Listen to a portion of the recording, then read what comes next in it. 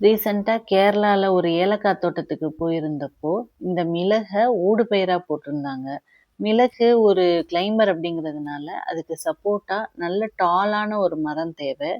மிளகோட இலைகள பார்க்கும்போது கொஞ்சம் வெத்தல மாதிரி தாங்க இருக்கு. நல்லா பக்குவமடைஞ்ச மிளக பறிச்சு வெயில்ல காய வச்சோம்னா, அதான் பிளாக் பெப்பர். தனியா ப்ராசஸ் எதுவும் கிடையாது. அந்த பிளாக் பெப்பரோட ஸ்கின்ன ரிமூவ் பண்ணோம்னா, அதுதான் ஒயிட் பெப்பர். ஒயிட் பெப்பருக்குன்னு தனியா மரமும் கிடையாது.